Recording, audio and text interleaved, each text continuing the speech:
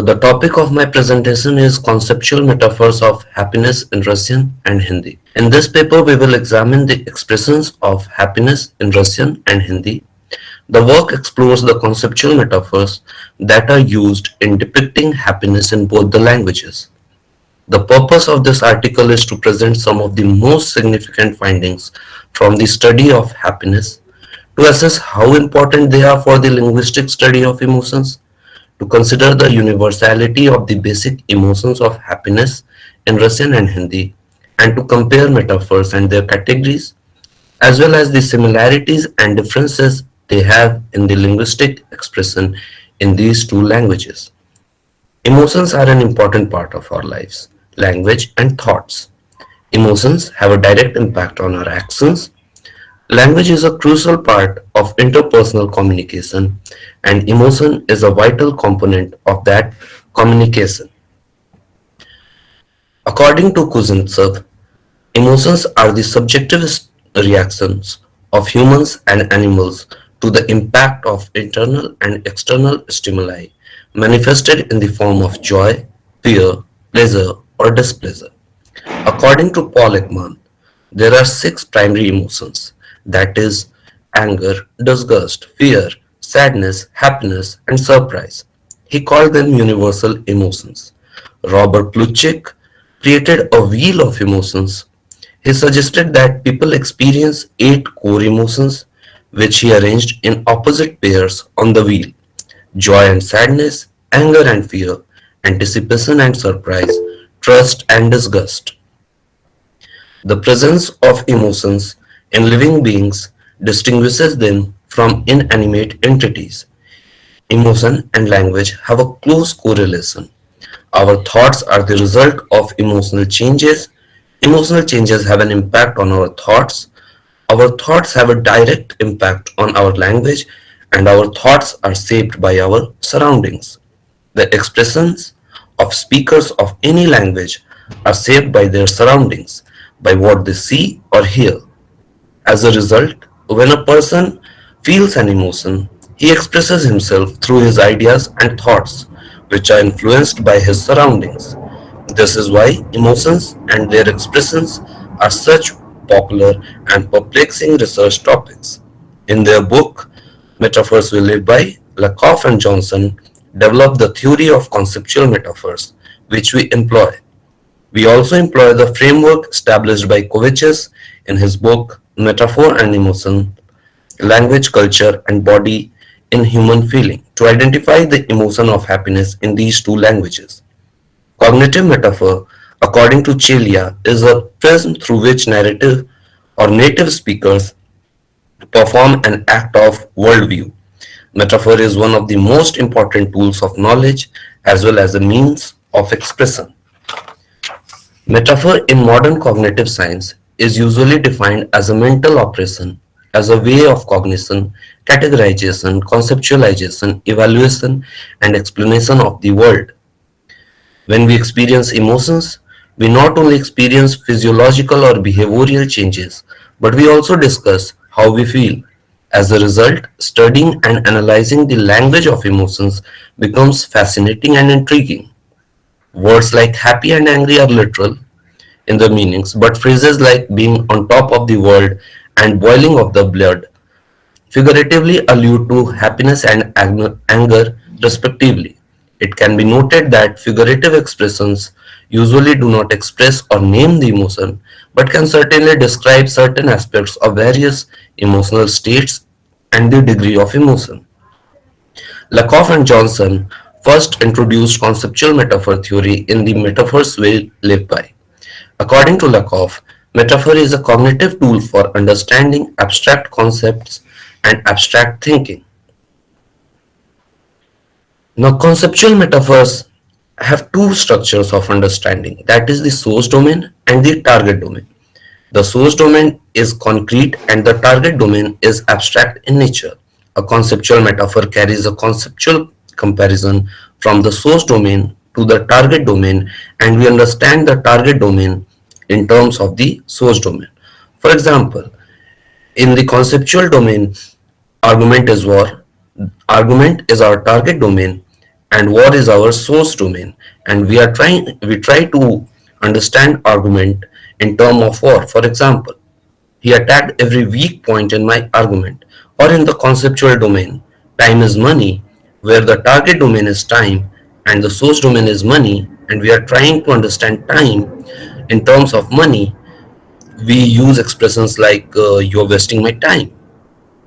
Similarly, when we say love is a journey, and we give expressions such as we will just have to go our separate ways, we are trying to understand love in concept of journey. According to Lakoff and Johnson, linguistic expressions that are used in everyday life make it possible to conclude that cognition is metaphorical in nature. Metaphor is part of everyday language, and people usually and subconsciously use metaphors in their speech. Lakoff and Johnson's write that metaphor is widespread in everyday life and appears not only in language but also in thoughts and actions. Our conceptual system within which we think and act is fundamentally metaphorical. Conceptual metonymy, in addition to conceptual metaphors, is a critical cognitive mechanism. Metonymy, which falls under the domain of conceptual metaphor, is a cognitive process similar to metaphor, although it has a distinct foundation. In conceptual metonymy, two areas are linked so that one replaces the other. For example, in the conceptual domain, manufacturer instead of product, we usually say like Picasso hangs on my wall. Here, one concept replaces another in conceptual metonymy, whereas one concept is perceived as another in conceptual metaphor.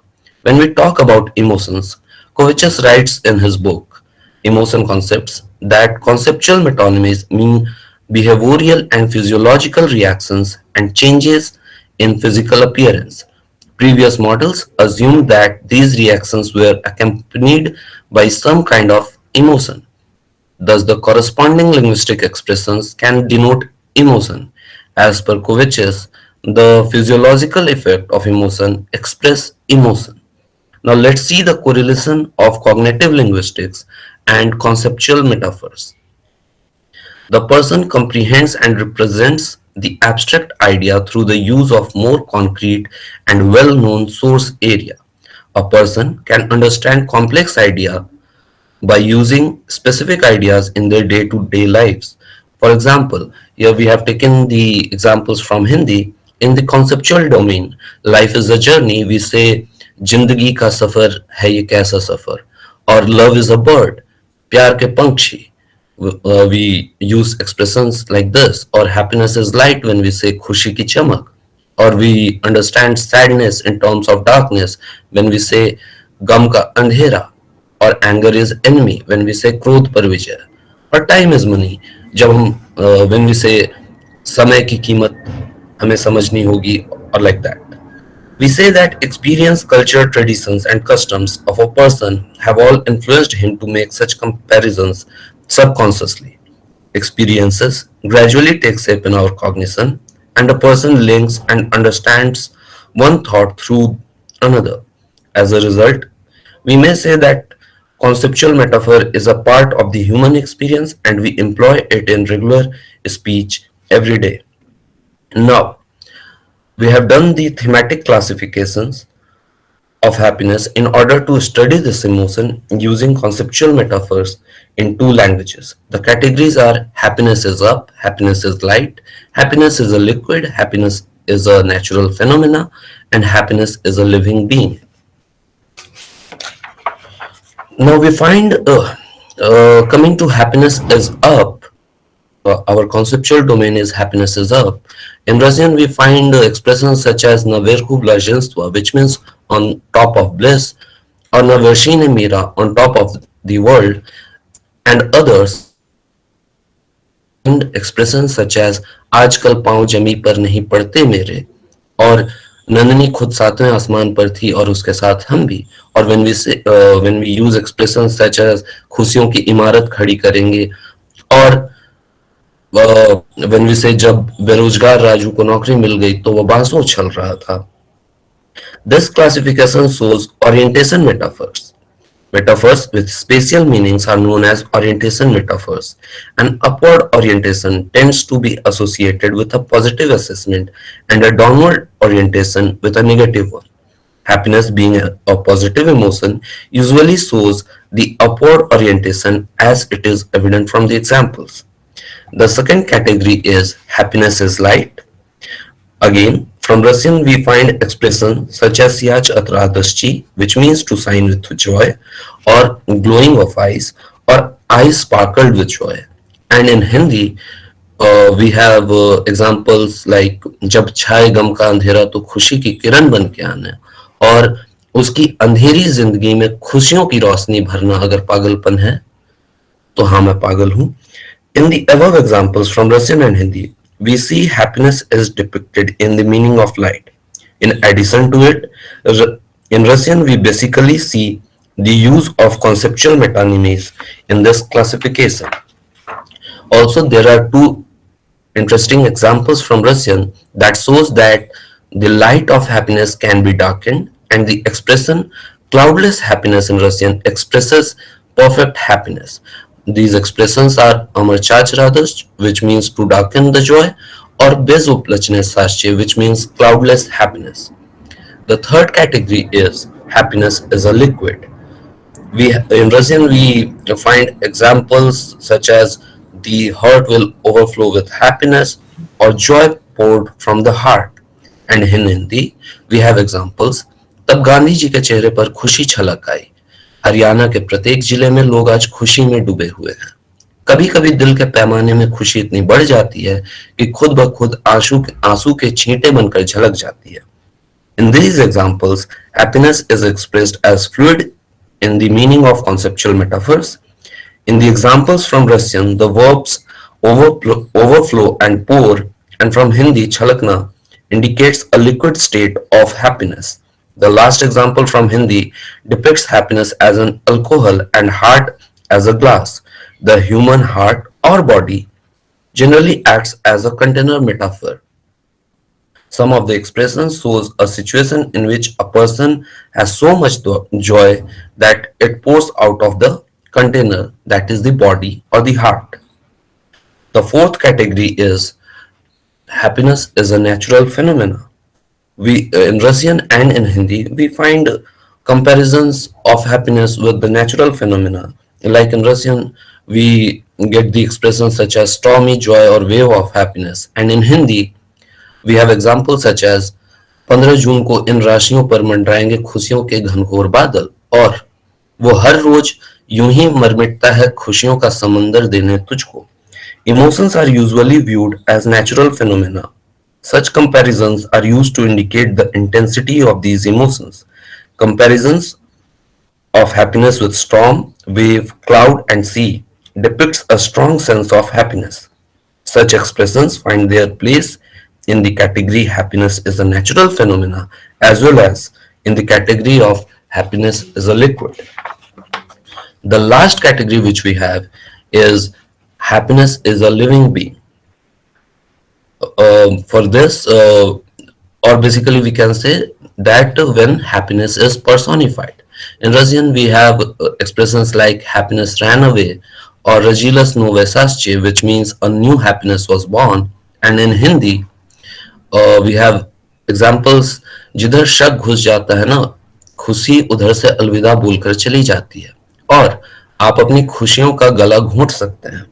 Verbs like come, go, to run, or to be born are often used to imply happiness. Such expressions help us to better perceive emotions and their characteristics. Running away or to go shows that happiness is over, indicates the emergence of this emotion in a person. So through this study, we conclude that language is anthropocentric in nature. That's why we see a similarity in the expressions of emotion of happiness. However, the perception and expressions of the emotion also depend on the existence of different concepts among the speakers of two different languages. That's why we also find some differences in the expressions of the same emotion in two different languages. The use of personification while expressing or depicting happiness also proves the anthropocentric nature of the language. The presence of similarities in abundance allows us to say that happiness is a basic emotion. The human body acts as a container metaphor. Eyes, heart, and soul also act as a container metaphor. In the conceptualization of happiness, natural phenomena is compared with the emotion, which proves the influence of surrounding on the language. We came across conceptual metonymies that indicate a change in physical appearance while expressing the emotion of happiness.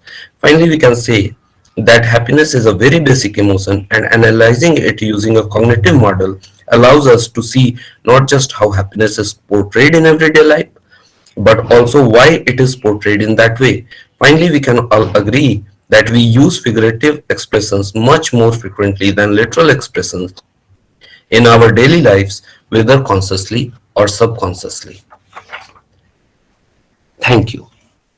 Thank you, Piyushji, for this beautiful presentation. You have talked about the conceptual metaphors of happiness in Russian and Hindi. And while presenting your paper, you have talked about the work by Lakoff and Johnson on the conceptual metaphor. Okay. So, if you can just tell us that how these expressions actually shows that metaphors are actually embodied, metaphors are situated, and metaphors are due to certain types of experiences. Sir, I have my research on the same topic in my MPhil as well. Right now, I'm a PhD scholar, sir.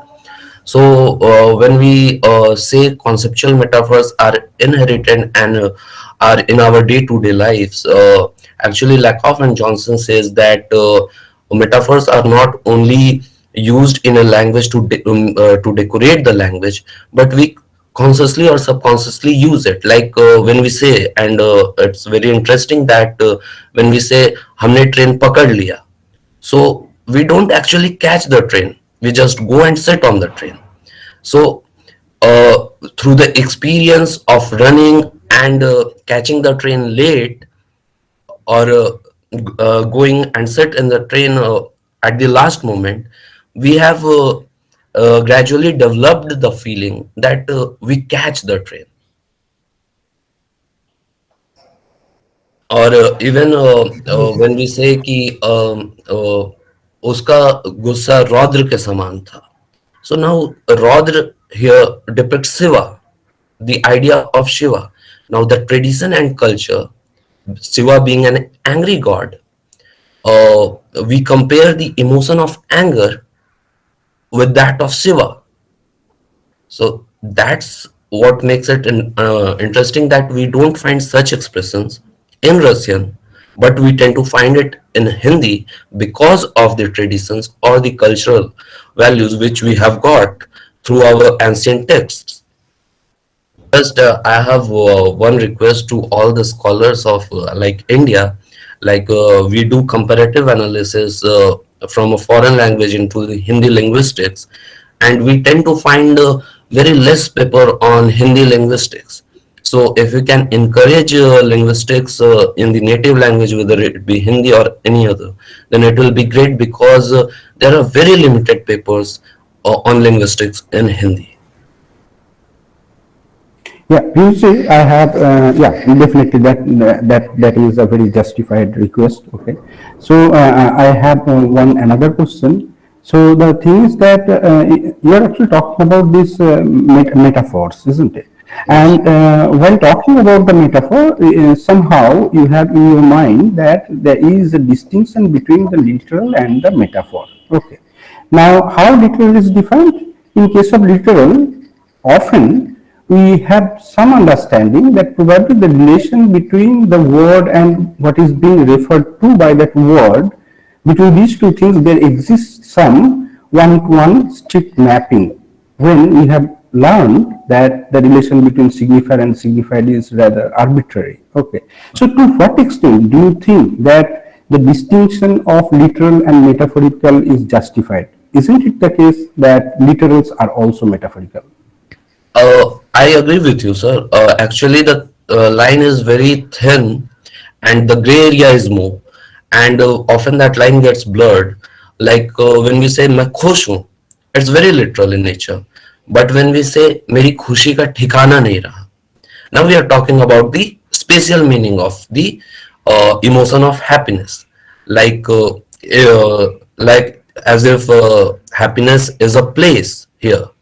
The conceptual domain will come. Happiness is a place, and khushi ka ठिकाना will depict that. So often the ideas get blurred, but what I have found in my understanding that people, in order to express the degree of emotion, often go beyond the literal meanings and somehow uses the conceptual metaphors without knowing that they are using the conceptual metaphors. Thank you, Piyush, for your answers and as well as for your presentations.